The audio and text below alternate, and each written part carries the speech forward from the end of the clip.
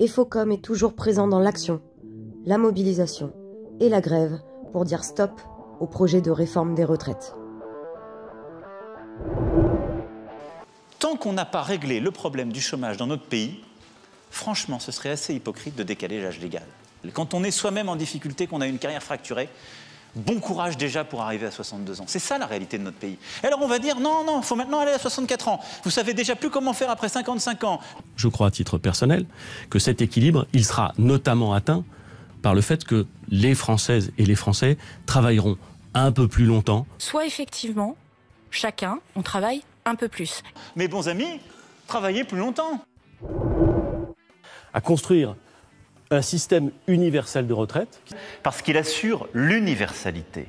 En disant on va construire un système de retraite universel. Mais... À faire cette réforme universelle, qui est une réforme, je le dis, de justice sociale. Donc, on ne va pas garder... Si je commence à dire on garde un régime spécial pour l'un, ça va tomber comme des dominos. Hein.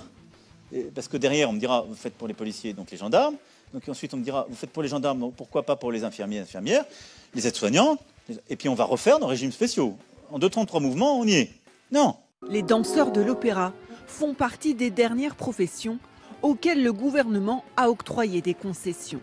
Depuis plusieurs jours, la liste des aménagements à la réforme des retraites s'allonge. Et ce qui est important, de donner un chiffrage. Là aussi de comprendre, c'est que effectivement cette réforme, elle peut avoir un coût dans un premier temps et qu'elle doit à terme produire des économies. L'objectif n'est pas de faire des économies avec la réforme des retraites. Voilà une option qui permet de dégager des économies. Je suis en désaccord avec le projet de régime unique par points pour une raison simple, c'est que demain, nous aurons ce mauvais film chaque année où tous les 5 ans, au moment de la discussion sur la règle d'or, on nous dira réaliser tant d'économies.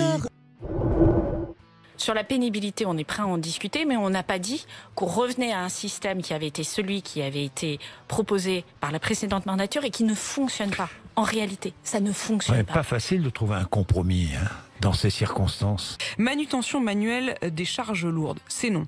Exposition aux agents chimiques, c'est non. Problème de posture, c'est non. Vibration mécanique, c'est non.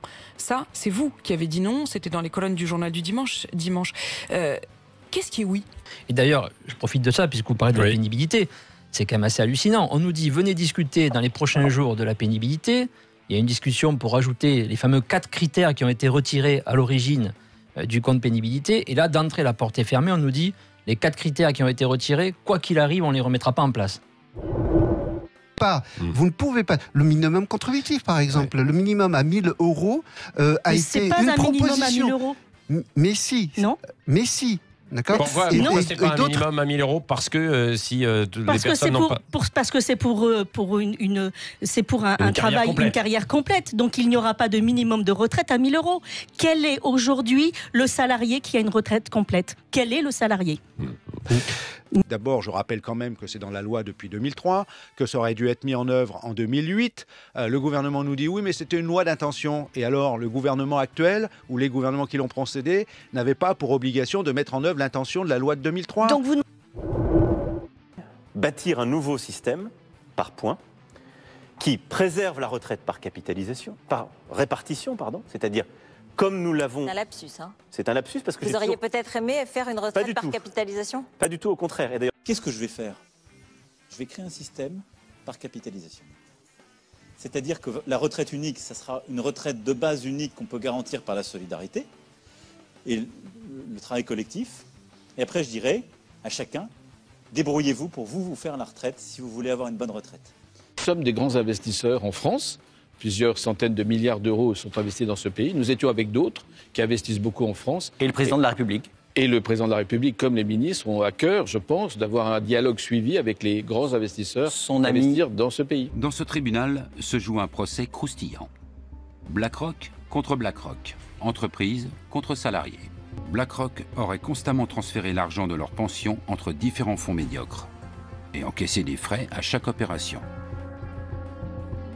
Cela signifierait que BlackRock, par appât du gain, a réduit les pensions de ses propres salariés dans le seul but d'accroître ses bénéfices.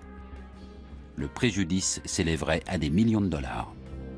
Je prends ce soir devant vous l'engagement de consacrer toute mon énergie à transformer notre pays pour le rendre plus fort, plus juste, plus humain. C'est quand même pas compliqué, c'est la richesse intérieure qui compte. De toute façon, je vais vous dire, les pauvres, il vous reste plus que ça. Vu qu'Édouard Philippe a choisi de vous prendre tout le reste, pour la gloire des actionnaires et du PIB, le produit intérieur des brutes.